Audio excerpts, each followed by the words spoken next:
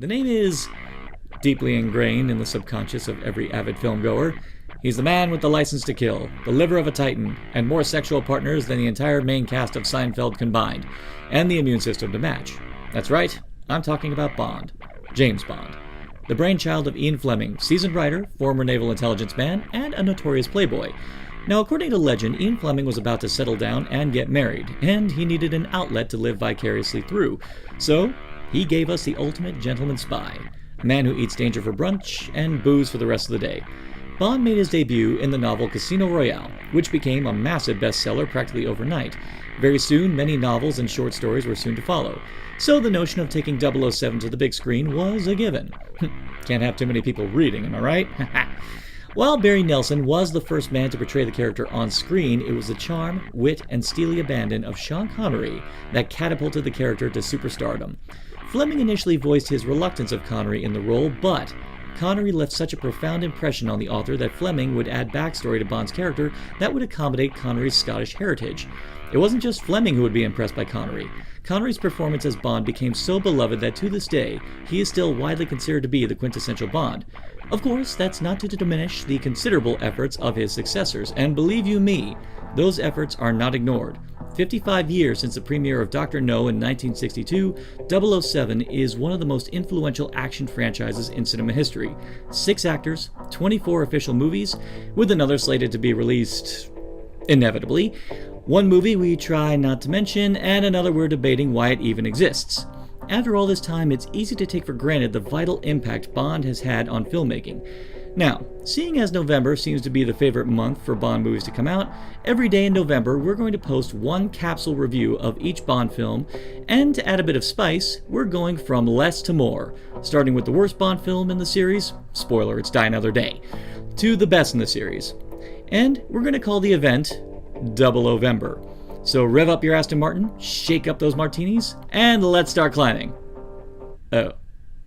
Bond's parents died in a mountain climbing accident. That just kicked things off on an awkward note. Double-Ovember!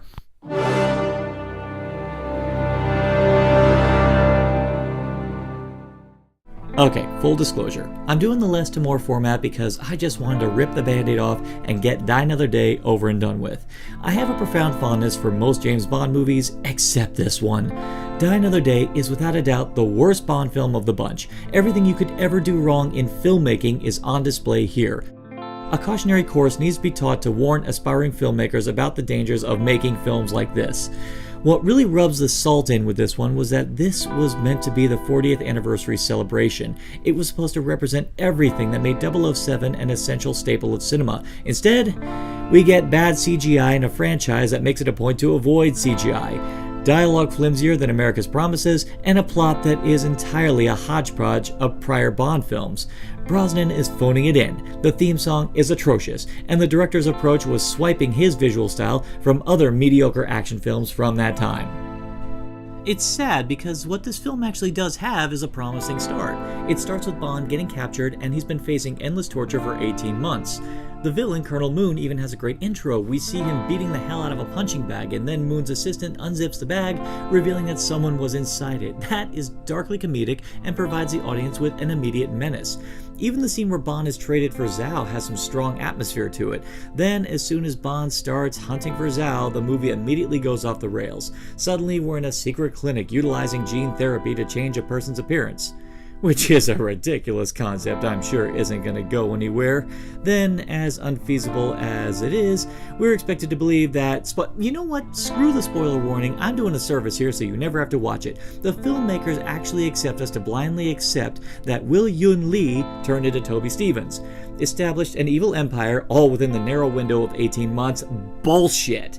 And I wish that was the end of it. You know what? I could have accepted that as a flimsy twist if the rest of the movie was worth a damn, but it is not. We also have a fellow agent who is assigned to infiltrate Graves' empire, and nothing says future traitor like a character whose surname even screams villain. Frost! For crying out loud, Kardashians are more covert than this character. Rosamund Pike, I love you, you're a wonderful actress, but you were given nothing to work with here. And then there's Jinx. I won't deny she's a fun character, and Halle Berry definitely had the strength and the moxie to fight alongside Bond, but compared to the steely Wei Lin in Tomorrow Never Dies, Jinx is a cartoon character, written by two guys who were obviously trying to overcompensate in response for the criticisms they were more than likely receiving for Christmas Jones in The World Is Not Enough.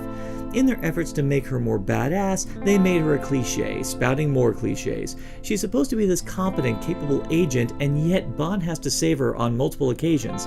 It was getting so bad that I thought Bond was going to wind up saving her from Miranda Frost as well. And what's worse is that so confident were the producers in the public's acceptance of Jinx, they were on the verge of greenlighting a Jinx spin-off movie. Yes, this almost happened. Even that's not the worst thing about this movie.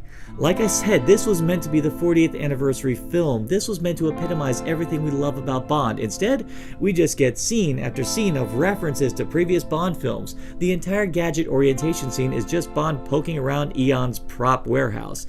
It is just embarrassing. Stop reminding us about how great Bond was and work at being as great as Bond was. But no. They even swiped the MacGuffin from Diamonds Are Forever, a laser satellite that uses reflective panels lined in diamonds. Need I go on? No, I really don't. Die Another Day is all around awful, from the craptacular story to the phony CGI surfing to the tacked-on Madonna cameo that screamed contractual obligation. If you're doing a Bondathon, stock up on the vodka when you get around to this mess of a film.